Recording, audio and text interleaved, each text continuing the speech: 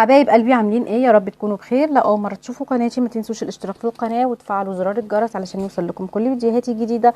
وكمان يا ريت لو الفيديو عجبكم تعملوا لايك للفيديو. حبايبي واصحابي على فيسبوك ما ننساش نعمل لايك للفيديو ومتابعه للصفحه وكمان شير للفيديو.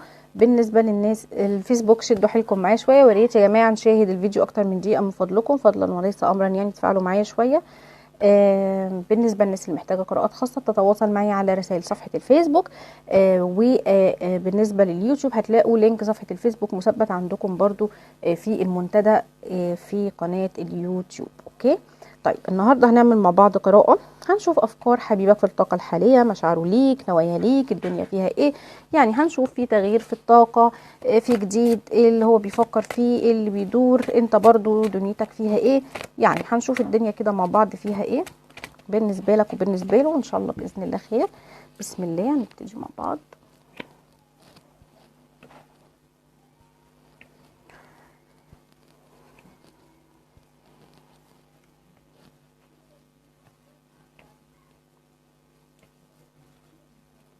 اوكي ماشي، هنبتدي مع بعض حبايبي. بسم الله الرحمن الرحيم. بدايه كده شايفه ان العلاقه دي او الوقت دوت، شايفه ان في طاقه صمت، طاقه صمت منك وطاقه صمت منه. تمام. لكن شايفه ان انت صامت اكتر شويه، يعني شايفه في سكوت كده وسكون في العلاقه، وشايفه ان انت اللي واخد الاتجاه ده اكتر، لان انا شايفاك ان انت عايز تعلم الشخص ده درس. شايفاك ان انت تعبت منه قوي، يعني باين قدامي، وشايفاك ان انت عايز تعاقبه على حاجه عملها معاك، او تعلمه درس معين، او تفهمه حاجه. ولكن واضح ان الشخص ده متكبر قوي ومش بيهمه اي حاجه. يعني زي ما يكون كده بينه وبين نفسه بيقول لك وايه يعني، اعمل اللي انت عايز تعمله. تمام. لكن رغم جبروته وغروره دوت، لكن هو برضو انت من ضمن اولوياته. شايفاه بيفكر فيك، شايفاه ان انت من اولويات حياته، يعني حاجه مش مهمشه، لا انت حاجه مهمه جدا في حياته. شايفاك برضو انت الفتره دي بينك وبين نفسك، شايفاك في طاقة مواجهة، بتحاول ان انت تواجه نفسك. شايفاك ان انت عايز تواجه حزنك، قلقك، تعبك، كسرة قلبك، الاشياء السلبية اللي انت تعرضت لها تجاه الشخص، من الشخص ده وفي العلاقة. تمام. طيب الشخص ده معترف بينه وبين نفسه، وعارف ان هو بعد عنك وادالك ظهره وسابك. وعارف ان انت عندك حمل تقيل جدا بسببه، وعارف ان انت موجوع بسببه، وعارف ان انت تعبان بسببه. فدي حاجة كويسة، الاعتراف بالحق فضيلة كده زي ما بيقولوا. تمام. فهو عارف كل الكلام ده، وشايفاه كمان زي ما قلت لك بيفكر فيك، وبيفكر في اللي حصل ما بينك وما بينه، وشايفاه ان هو بيفكر ازاي ينقذ العلاقة، او ايه اللي ممكن هيعمله للعلاقة. تمام. شايفة ان في تغيير هيحصل، في تغيير هيحصل، والتغيير دوت ايجابي سواء عليك او عليه. تمام. شايفه ان الشخص ده ممكن تكون حياته غريبه شويه، او في حاجات هو مداريها عليك، او حاجات مخبيها عليك انت ما تعرفهاش. فانت شايف ان هو ايه، في بعض الحاجات المريبه او بعض الحاجات الغريبه في حياته. طيب شايفاك زي ما قلت لك بتواجه نفسك، وبينك وبين نفسك حاسس ان انت قصرت مع نفسك، حاسس ان انت قصرت في حق نفسك، وعايز تشوف نفسك، عايز تبتدي تهتم بنفسك وتشوف نفسك. لان انت كمان بتلوم نفسك على اللي انت عملته فيها. انت ضيعت وقت كبير وطاقة كبيرة جدا مع الشخص ده، واهملت نفسك وسبت نفسك. انت عارف ومتأكد ان المشاكل اللي كانت ما بينك وما بينه، يعني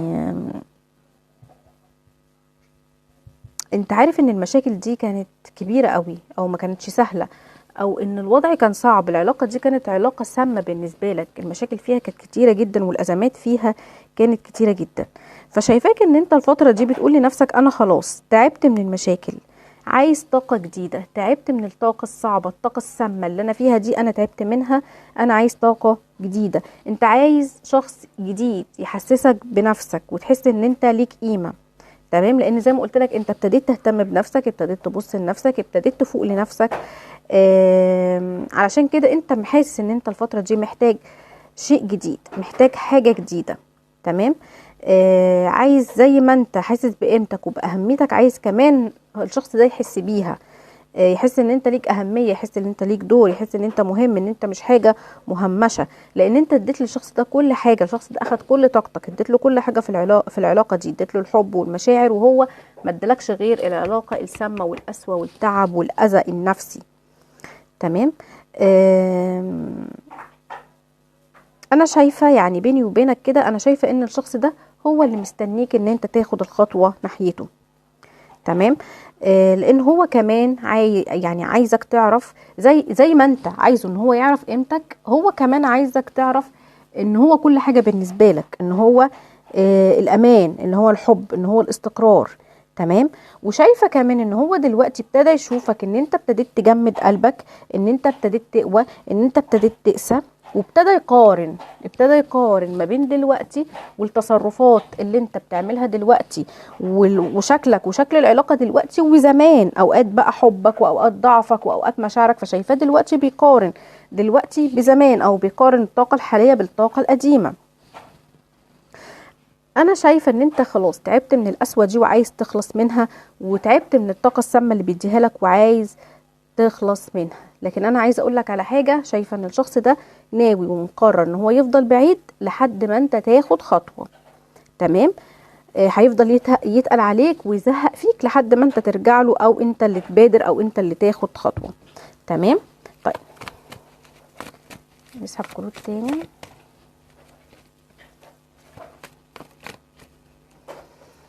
بسم الله.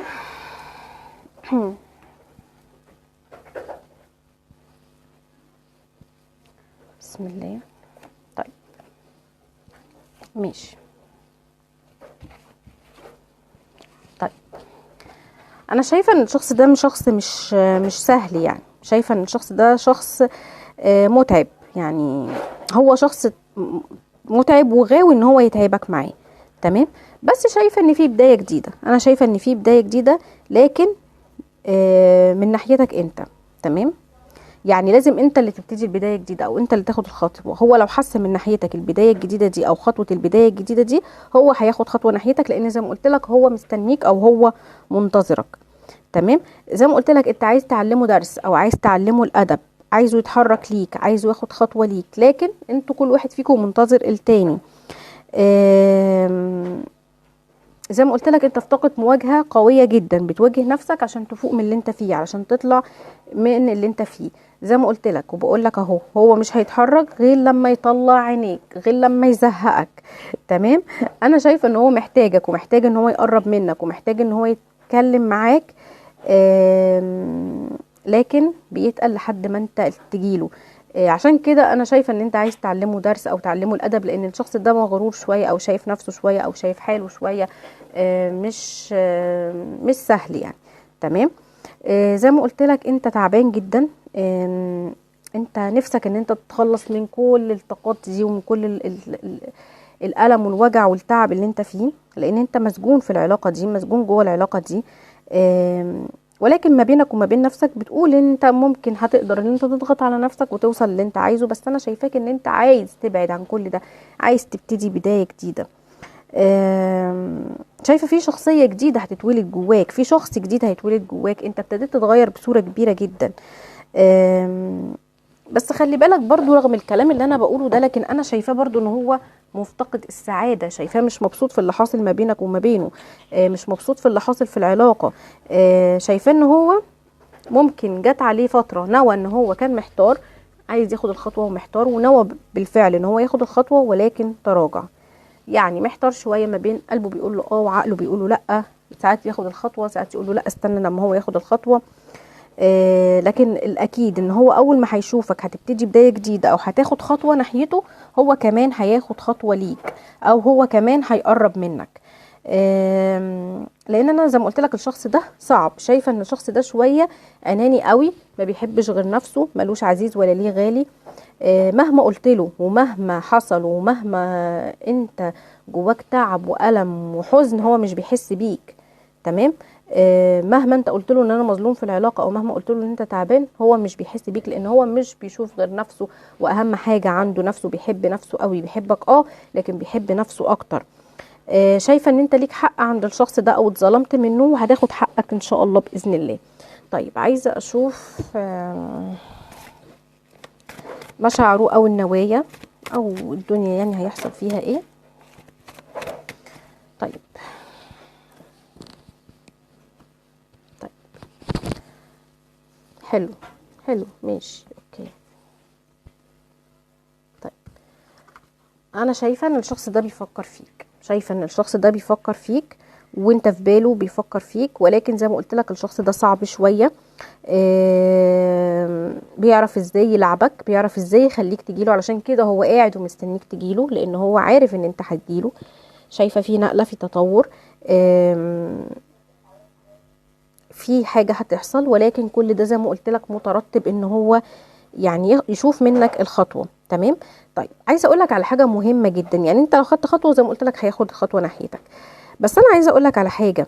الشخص ده طول ما هو شايفك قوي وطول ما هو شايفك في الطاقه دي هيفضل منجذب ليك، لكن كل ما هتضعف هيبعد عنك. الشخص ده صعب وبيحب الحاجه الصعبه، يعني طول ما انت هو شايفك ان انت بتغير من نفسك وان انت قوي وان انت مش همك هيكون منجذب ليك اكتر، وممكن يعني يستنى شويه انت ما تاخدش الخطوه فهو ياخدها. لكن لو شايفك ضعفت هيرجع لك شويه وبعد كده هيسيبك تاني. فحاول ان انت ما تعملوش اللي هو عايزه، اعمل اللي انت كنت عايزه في الاول. انت عايز تعلمه الدرس فخليك وراه لحد ما تعلمه الدرس، ما تضعفش وتاخد انت الخطوه. خليك هو عايز يزهقك انت كمان زهقه، قبل ما هو يزهقك انت زهقه، قبل ما هو يضغط عليك انت اضغط عليه.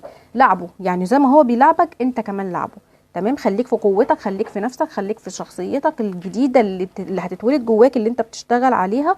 وهو هيزهق وهيمل في يوم من الايام وهيرجع لك. هو دلوقتي منتظرك وعايزك انت اللي تبتدي وانت تاخد الخطوات وكل الكلام دوت، لكن برضو لو ما لقاكش انت خدته وبقيت اقوى واقوى واقوى هو اللي هيجي لك وهو اللي هياخد الخطوه ناحيتك. تمام. طيب حبايبي النهارده كانت دي كانت قراءتنا النهارده. اتمنى يا رب انها تكون عجبتكم. يا ريت لو الفيديو عجبكم ما تنسونيش في لايك وشير وكومنت حلو، وباي باي.